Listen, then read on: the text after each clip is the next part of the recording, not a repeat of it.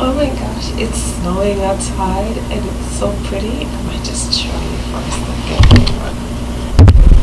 Look at that. January.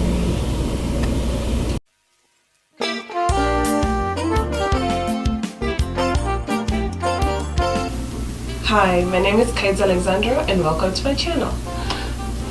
This is Ori learns Kiswahili. We will be exploring the many ways that I will be teaching my son Ori how to speak Swahili. I will be sharing what I have done up to this point, the many ways that I was introducing the language to him from 0 to 6 months and then from 6 months to 12 months, which will be in the next video. I have to apologize. I am a little nasal because, sorry, I have a cold. How to teach your child Kiswahili 0 to 6 months. They're too young to understand what we're saying. However, when you're speaking to your child in a particular language, they can differentiate one language from another. And that's why it's never too young to start teaching a child a language. Baby brains are like sponges, and that's why I started talking to Ori in Kiswahili from birth. Whenever I was changing his diaper, I would speak to him. Most of the things that I've said to him was or is in Kiswahili. Sometimes I forget because when I'm talking to my husband, I switch to English and then I forget to switch back, so I slip from here and there, but most of the time when we're together, I'm speaking Kiswahili to Ori.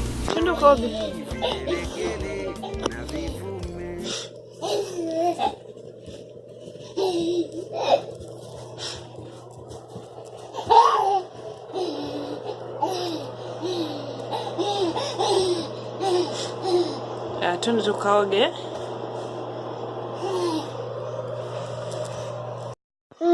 Umemkaje?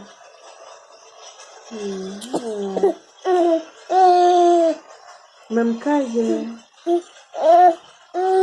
Umemka salama? So that's the first point, is that you have to be consistent. You have to be consistent from birth, or as young as you can, consistently speaking in Kiswahili 0 to 6 months.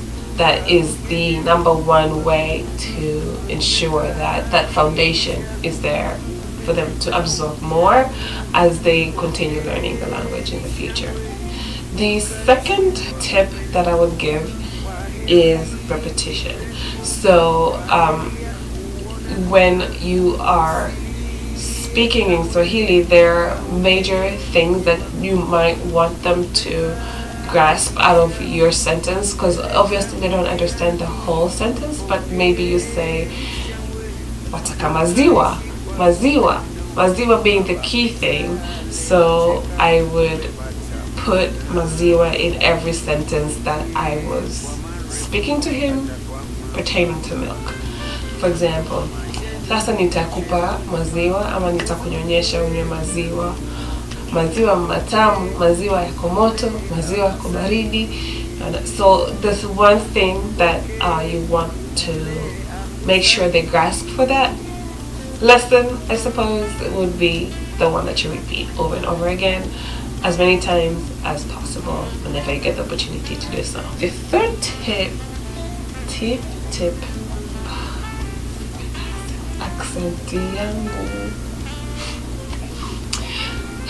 Now, the third tip would be example. So babies are learners, they're visual learners, they're tactile learners, they want to touch, they want to feel, and a good way to introduce a language is by play.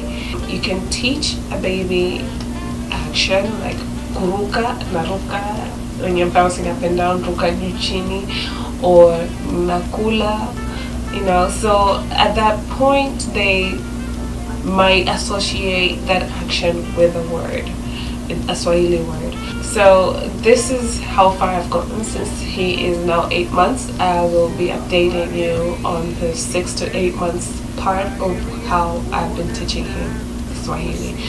Before I end this video, I wanted to also add that my husband and I are teaching him American Sign Language. So what he does, he speaks English and also adds an American Sign Language sign to that word. So for example, he knows this is milk in English, and also when I'm speaking to him in Swahili, I will say maziwa. So the hope is that he will associate this gesture for both English and Swahili, and that way it will be easy for him to communicate the essential things that he wants or what he needs to communicate to people who don't necessarily speak English or Swahili, but they might recognize some signs here and there. At this point, we are still working on that one sign, which is for milk, and also we do food, which is chakula in Kiswahili, and all done or finished, and umemaliza.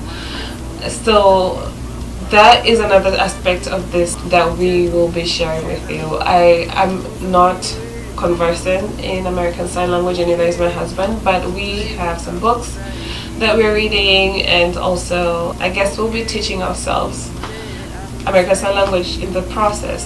This whole experience has been somewhat of a passion of mine, and I am excited to relearn and actually appreciate the language that is Kiswahili. I think it's a beautiful language, like as I've said before. I'm excited to highlight how beautiful it is and also relearn it because I've lived in the United States for a long time. So please keep watching, hit the subscribe button, click on the bell so that you are notified whenever I have new uploads. Kwaherini na buena siku njema. I don't know. Bye. See you in the next video.